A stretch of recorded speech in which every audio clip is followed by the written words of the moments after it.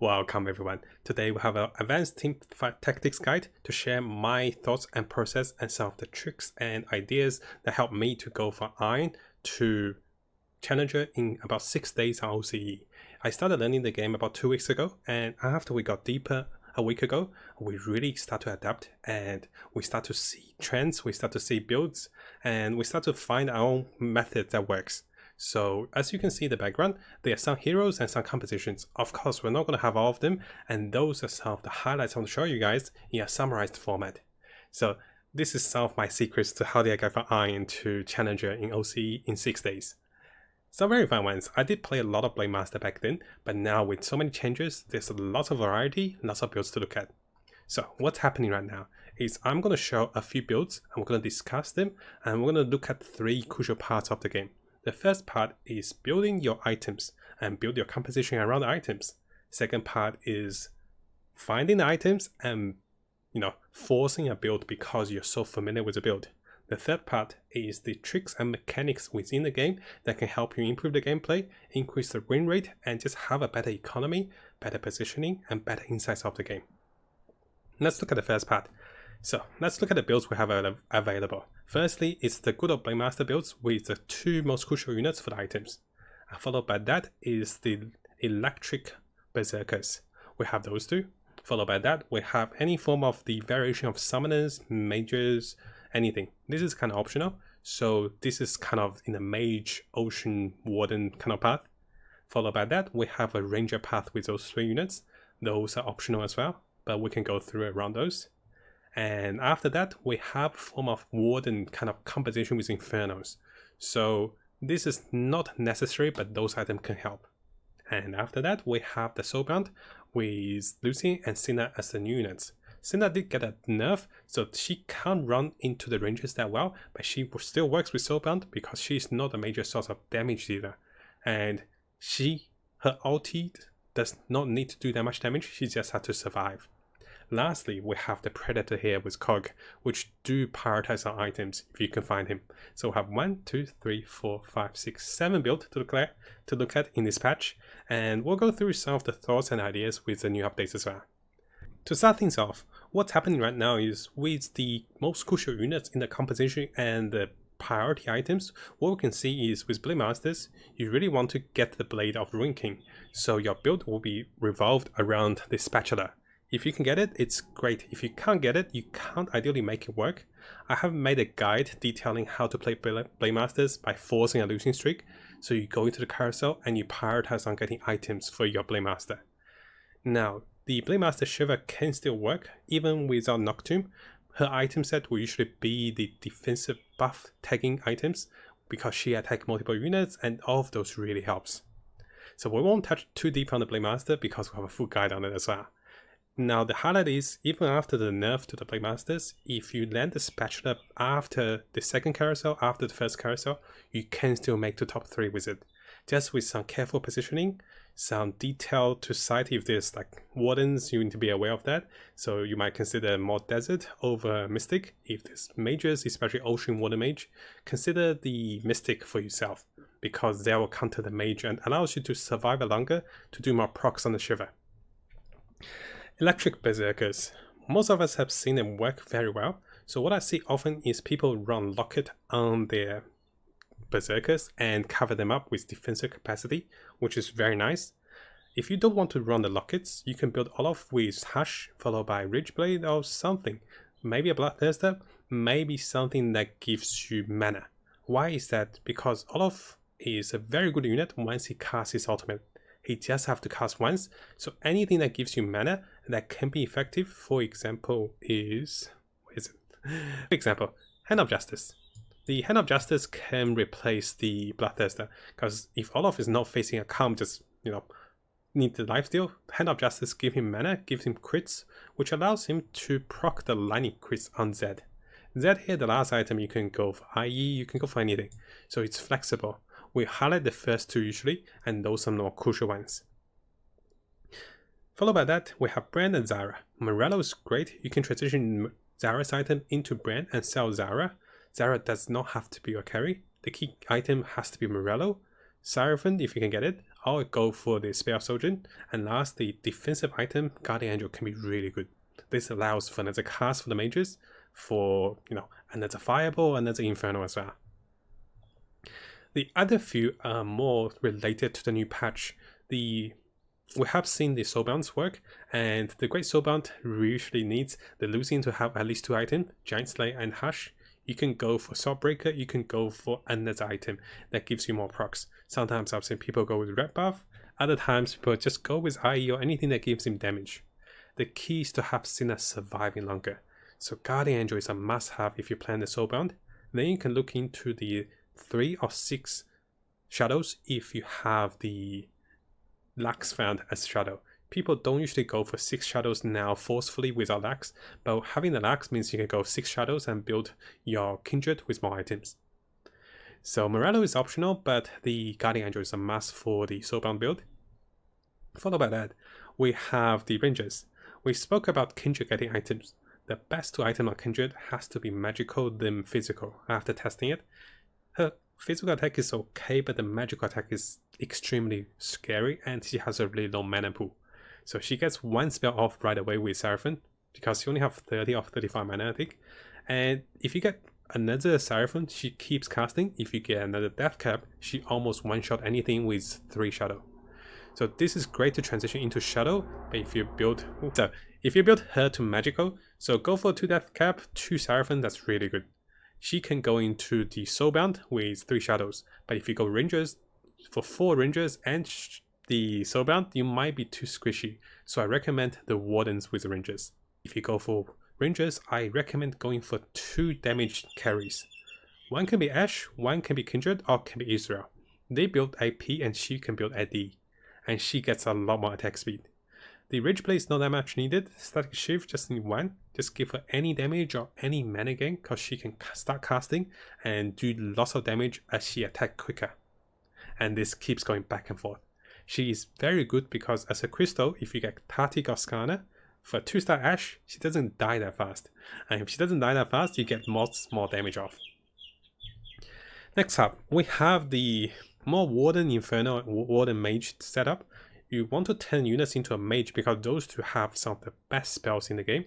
So Magpie and Amumu both can use model very well because it does AoE damage, and if you double cast, more fun, right? So they're great if you just run the 4 Wardens. They're really good if you run the Oceans with them as well. But keep in mind, your key balance will also have to focus on brand.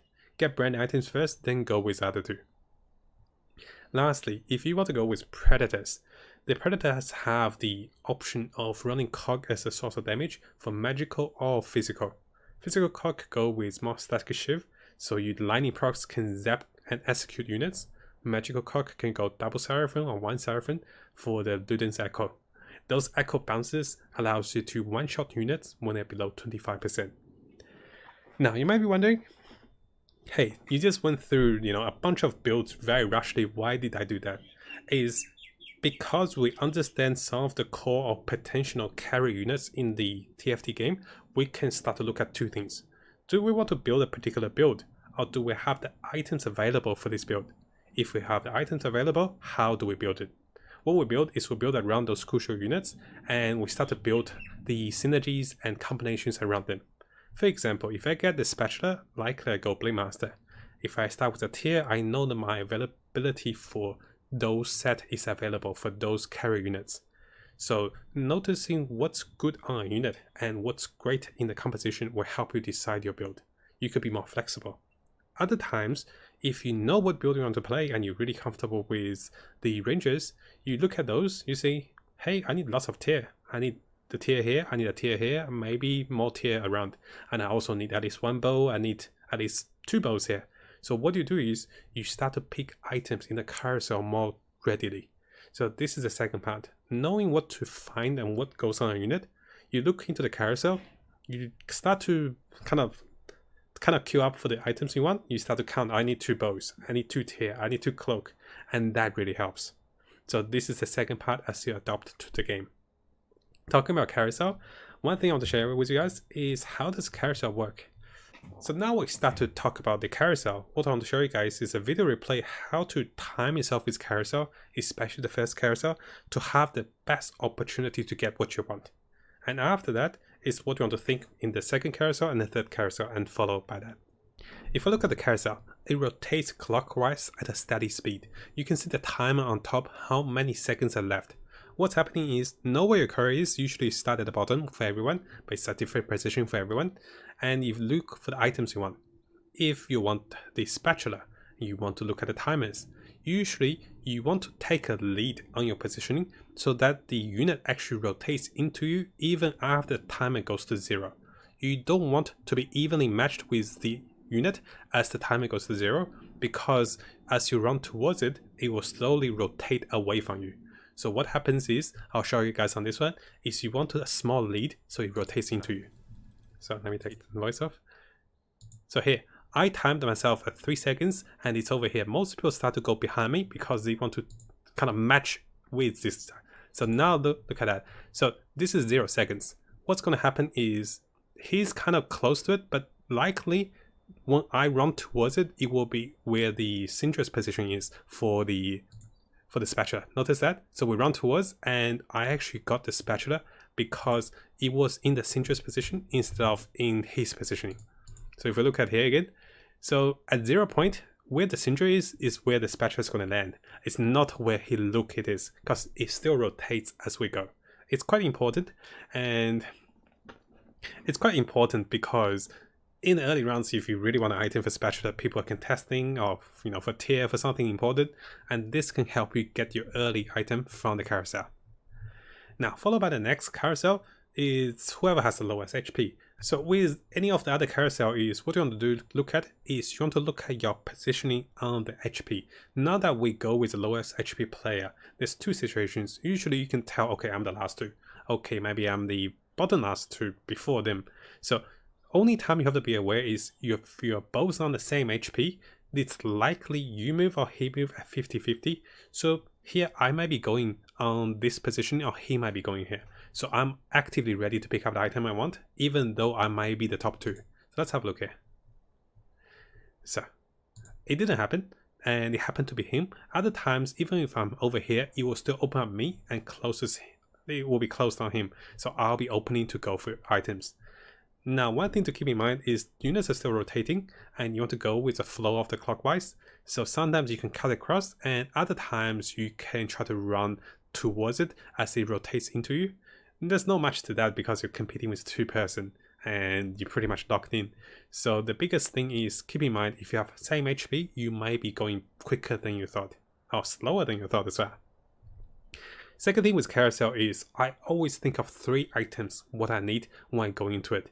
Because I say I need a bow, that's a must need. I don't care what unit has it. Second to that, I need a glove, I need a cloak. For those two, I am optional to go with whoever costs more I can sell. If it costs more, I can sell for more gold, means I get more money in return because I'm indifferent for those two. So the must have is the bow because my build is a Blade Master for this one. Followed by that, it'll be other things. I'm not sure if that's a bow there. Let's see if I actually go for the bow. Let's have a look. Yeah, I actually went for the bow. See, for the Blade Masters, when I have spatula, if I don't have a bow, I need a bow to make the blade of the ranking. And there's one more small trick for the carousel I want to show you guys. Over here, we have a different example of the carousel. What's happening is, after everyone picked the items, here's a little bonus trick for the economy, for saving up on gold. You can see the timer is going to go down. When the timer goes down, we're going to be returning to our own bench, or you can press the home button here, or press 3 to go into your own section. You have a few limited seconds to do execution of a sell of a unit. Over here, this still counts at the end of the round. It doesn't count at the start of the round. So if you sold a unit on 2-4, you're going to 2-5, what's going to happen is you're going to earn extra interest if you happen to have sold a unit you don't need from the carousel. Let's have a look at this trick.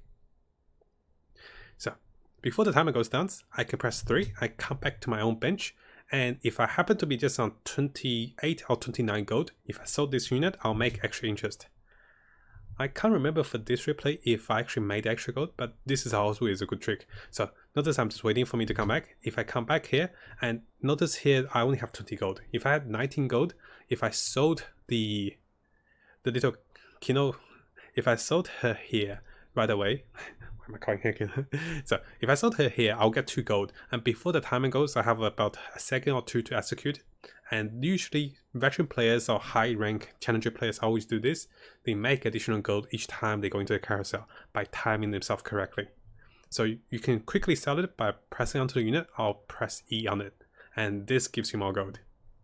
So now that we look at the how to use a small trick or things to improve in the carousel, what to kind of build for and what items to look for your composition, the last thing I want to look at is the most crucial part of the game. It's how do you manage your economy? When do you start spending? When do you start rolling? When do you start leveling? And why do you do that? Because 3 parts of the game. One is how you item interacts, how you build your carry, how do you build your build. The second part is how do you build your economy, how do you save up, and how do you spend the resource correctly. HP is also a resource. Sometimes you can force a losing streak. And finally, the small tricks and details in the carousel really helps to go a long way. So we start the game with 3 neutron, and this is pretty standard. One thing to keep in mind is I always be prepared to sell units I don't need just for the additional interest. Keep in mind, I don't need those units because I know a specific build. For Blade Masters, I don't need units like Zara, which is quite nice. I probably don't need the Cog unless I have Rek'Sai for the Predator. So I'm happy to sell them quickly if the neutral monster drops gold. I'll always be prepared for that, for additional gold. Second to that, the round 2-1 to 2-3 is the first PvP round before we fight, or before we go for the items in the carousel. Something tricky here is you don't lose that much HP between 2-1 and 2-3, and I don't recommend leveling up here. If you level up, you don't get the additional 4 gold to stack up your interest, which is crucial to snowball into 50 gold at the start of the game. After that, if you lose a little bit, you have higher chances of finding the items you want and be a stronger fighter into the round 3-4, which is very crucial. So over here, I try to not be that strong unless I have a win streak, and try to not roll unless I'm going for hyper rolling, but it's rare to do that because it's not stable. Into the carousel, and after the carousel, what you find is people don't spend after 2-4 and 2-5, so those are still the flexible rounds. You just have to be strong enough to fight the Kirks at the round 2-6. And over here, to fight them, I think most of us knows, get some tanking units, to target yourself correctly and kill the isolated one first. What is most important is round 3-2. This allows you to have the perfect experience curve because your XP goes up by 2, the perfect experience curve to level 6. Some of the more veteran players even start rolling at level 6, going a little deeper.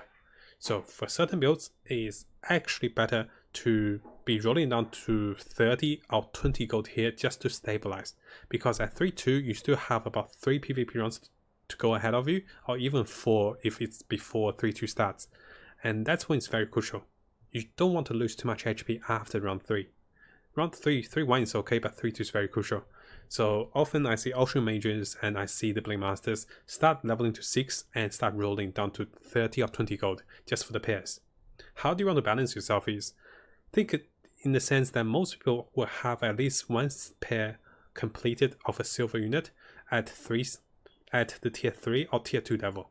If you don't have at least 2 or 1 of those, you are a little weaker against others, and consider spending more aggressively on 3-2 is the first recommendation.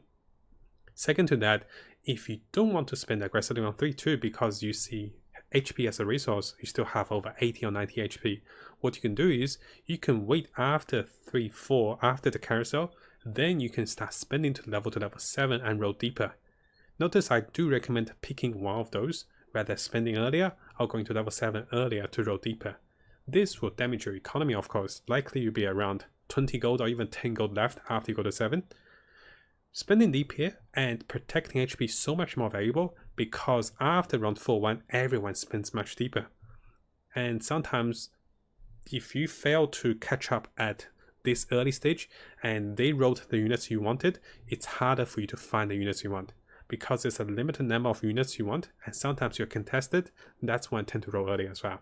One thing to keep in mind is there are a few certain builds that really favor some purple units, say the Mob Pie for the Wardens, say the Brand for the Inferno mages, and sometimes the crucial units for the Blade Masters also increase the rates of the tier 3 units at level 7 and level 8. So that's why people tend to go to level 7 before they start rolling level 6. And next part is optional because it's from personal experience. At this part, going to 7 is usually guaranteed us to be top 4. It doesn't take us to top 1, top 2 because we do deplete the economy. How you want to see it is if you still have HP, say over 70 or over 80 after 3-4, you can be even greedier. Stay on level 6, go to level 7 and 4-1 and spend accordingly over 50 even, over 50 gold. Next up is after 4-1, what should you be looking for? If you're still level 6, definitely consider going to level 7 and 4-1. This is the last point. Go to level 7 and start rolling for some crucial pairs. One thing with TFT is that if you survive for longer, you earn so much more gold. You earn gold from the carousel by selling units, you earn gold from the neutral monsters by dropping gold, you get more items.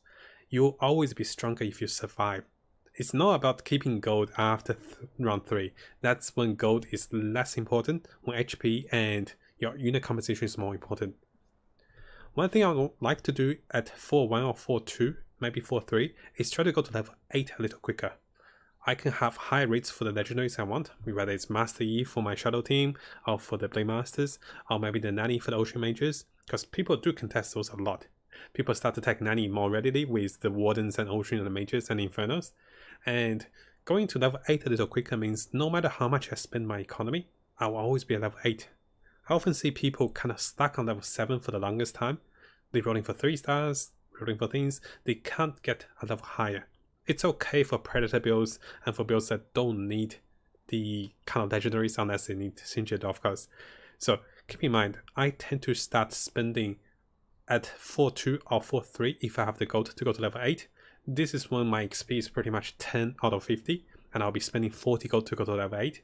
I feel like that protects more HP and that usually secures me top 4, but it reduces my chance of coming first. So it's a trade-off. If you can, wait after the carousel, or even wait for round 5-1 to go to level 8. I don't recommend going for level 8 or going for level 9 very quickly. Most people go to level 9 after round 5. So level 9 is not an option. Level 8 is the final part. The later you go to level 8, the more economy you get because each round you only 2 gold in the form of interest, in the form of experience because you don't have to level. If you don't level, those experience will help you towards level 8 quicker. Once you level to 8, the experience stop helping you. That's the trade-off for the economy. But for me, I tend to favor HP more, so I try to go to level 8 around 4-3 if I can, or even after the carousel by selling a unit. One thing to keep in mind is the carousel drops. Round 1, you can only get the basic tier 2 units, and those are the tier 2s. On the round 2 carousel, the second carousel, you can only get tier 1 to tier 3 units. On round 3, the carousel, you can get tier 1 to tier 4 units. Round 4, I think you can start getting legendaries of the units that contain items, but those are basic items. Those are not complete items. By round 5, you stop getting basic items, you can only get full items. So that's when you want to plan to use all your items combined after round 4, the neutral run. You pretty much need to combine everything and make sure everything goes on everyone. You can leave a spot open for your carry units or for your special units, just so you can find a good item for them in the round 5. But most of items should be used after round 4, because you won't get broken pieces anymore. By round 5, pretty much if you survive to round 5-4, you're pretty much on the top 5 or top 4. One thing to keep in mind is the full items in round 5, those are the items no one has built in the game yet. So if no one built Zephyr, you can find a Zephyr. If no one built the Warden item, you can find that Warden Alliance item. Similarly for the Berserker item, if no one built Blade Masters, you can find the Blade of Ruin King. But if anyone built that item, you cannot find it in the carousel. So if you yourself has built like the Infinity Edge, you can't find the Infinity Edge in the carousel. And that includes everyone. So you can't go I hope for a Force of Nature when someone has already built a Force of Nature. That's why often you see Force of Nature, because it's very hard to build.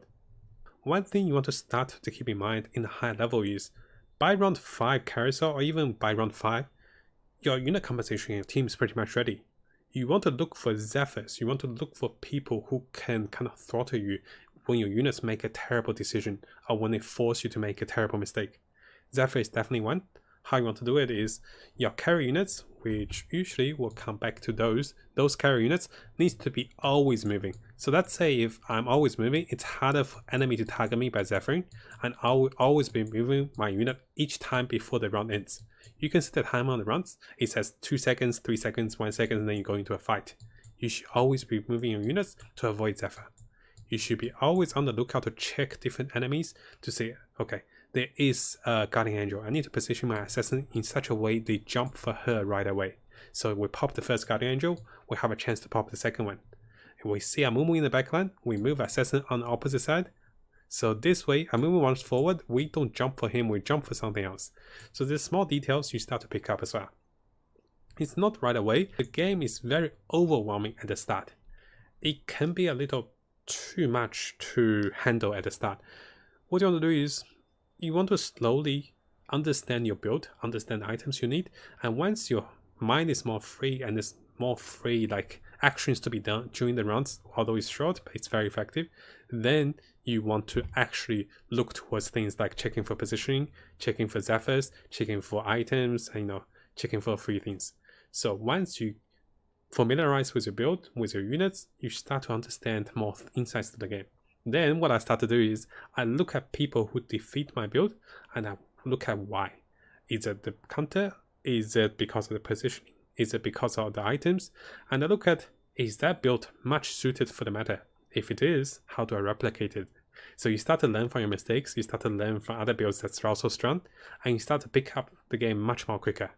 And this is how I started for the first about 10 days. I learned quickly, and after that, when I started the account on Iron with OCE, I was able to make it to Challenger knowing a few insights and knowing a few tricks to the game. And I started to learn much quicker as I learn from others and learn from myself. So I know this is quite a comprehensive summary. I'm not sure if I've done it properly because I don't have all the visual works. I try my best with the websites, with the things I can find, but it's more talking than, having a proper animation behind it. So hopefully you guys find it helpful, and let me know in the comments, what do you guys think about it? If it's helpful and any other things you want me to cover on, I'll try my best as well. I'm also learning, so definitely share with me your fun builds and things you find working in the meta as well. Thank you so much for watching this guide, guys. Had a good time playing TFT, and I really want to make more guides as we go. So really looking forward to more updates and more changes to come.